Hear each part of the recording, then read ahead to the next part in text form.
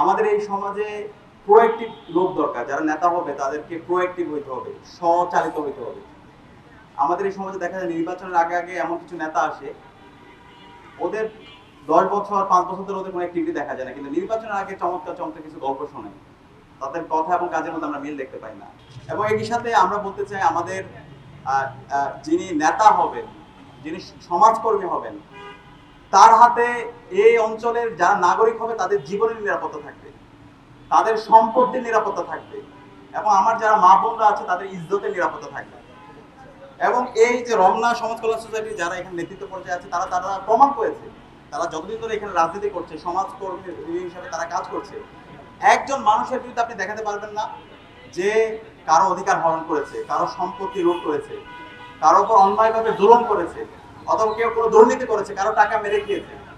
এই ধরনের লিডারশিপ যদি আমরা আমাদের আগামীর যেই আমাদের নগরের পরিকল্পনার জন্য এবং আমাদের আগামীর যে সিটি কর্পোরেশন নির্বাচন হবে সেই নির্বাচনে যদি আব্দুল সাত্তার সম্বন্ধের মতো যদি মানুষদেরকে যদি আমরা নির্বাচিত করতে পারি, আমরা বিশ্বাস করি এই নগরের এবং এই বিশেষ করে স্কাটনের চেহারা পরিবর্তন হয়ে যাবে ইনশাআল্লাহ।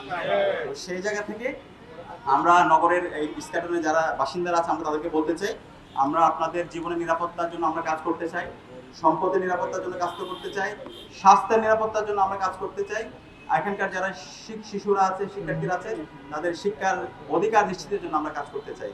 এবং সেটা আমরা কথা এবং কাজের মধ্যে আমরা মিল রেখেছি। যে আমি কথাগুলো বলছি, এখন বলতে পারেন ভাই তুমি তো অনেক বড় বড় কথা বলতেছো, আমি শুধু কথা বলছি না, আমরা কথা এবং কাজের মধ্যে প্রমাণ করেছি।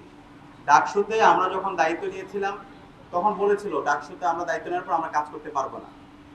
এইরকম অসংখ্য অসহযোগিতার পরেও মাত্র 7 মাসের মধ্যে আমরা ঢাকা বিশ্ববিদ্যালয়ের শিক্ষার্থীদের কাছে যে কমিটমেন্টগুলো দিয়েছে প্রত্যেকটা কমিটমেন্ট আমরা অ্যাড্রেস করার চেষ্টা করেছি। এবং যেটা বললাম, যেটা হচ্ছে বিশ্ববিদ্যালয়ের প্রশাসনের কাজ ছিল, যেটা সিটি কর্পোরেশনের কাজ ছিল, যেটা রাষ্ট্রের কাজ ছিল, সেটা যখন তারা করছে না তখন আমরা নিজেরা করে দেখাইছি। এরকম অসংখ্য ফ্রি মেডিকেল ক্যাম্প আমরা প্রত্যেকটা হলের সামনে ছাত্রীদের হলে হলে গিয়ে, একই সাথে আমাদের কলা ভবন বিভিন্ন ফ্যাকাল্টির সামনে আমরা এই হেলথ ক্যাম্পগুলো করেছি, শিক্ষার্থীদের জন্য ফ্রি মেডিসিনের ব্যবস্থা করেছি এবং এটা আমরা কন্টিনিউয়াসলি করছি। ঢাকা বিশ্ববিদ্যালয়ের যে মেডিকেল সেন্টার, সেই মেডিকেল সেন্টার সেটা প্রতিষ্ঠার করতে কোনো সংস্কার হয় নাই। এবং এটাও আপনারা অবাক হবেন, বাংলাদেশে না সারা বিশ্বে মনে হয় একমাত্র মেডিকেল সেন্টার ছিল যেটার ইমার্জেন্সিটা ছিল 2 তলায়।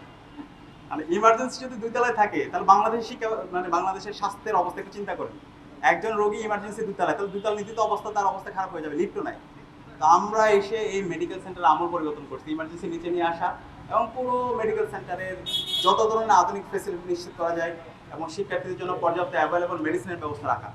তো আলহামদুলিল্লাহ আমরা প্রমাণ করেছি, আমরা যে কমিটমেন্ট দিয়েছি সেটা আমরা প্রমাণ করেছি। তো আমরা বিশ্বাস করি সামনে যদি নগরের দায়িত্ব আমাদের হাতে আসে, জনগণ যদি আমাদের উপর আস্থা রাখে, ইনশাআল্লাহ গত 55 বছর জুড়ে এখানকার মানুষের যে বঞ্চনা, এখানকার মানুষের যেই তাদের প্রত্যাশা, তাদের স্বপ্নের যে নগর, সেই নগর আমরা বাস্তবায়ন করবো ইনশাআল্লাহ। এবং সেই নগর বাস্তবায়ন করার জন্য এবং নগরের মানুষের অধিকার নিশ্চিত করার জন্য আমাদের এই লড়াই অব্যাহত থাকবে। এই ধরনের ফ্রি মেডিকেল ক্যাম্প আমরা প্রত্যেকটা পাড়ায় পাড়ায় মহল্লায় করব। এবং যখন আমাদের উপর দায়িত্ব আসবে এটাকে আমরা একটা প্রাতিষ্ঠানিক রূপ দেবো, যেটা উন্নত বিশ্বে যেটা হয়, সকল নাগরিকরা সে তার মেডিকেলের যে অধিকার, সেই অধিকার, তার স্বাস্থ্যের যে নিরাপত্তা, সেই নিরাপত্তা আমরা নিশ্চিত করবো। এবং একই সাথে যে মেডিসিন, সেই মেডিসিনগুলো আমরা যেন জনগণের হাতে আমরা সহজে পৌঁছে দিতে পারি এবং এগুলো যেন সহজলভ্য হয়, সেটা নিয়ে আমরা কাজ করবো।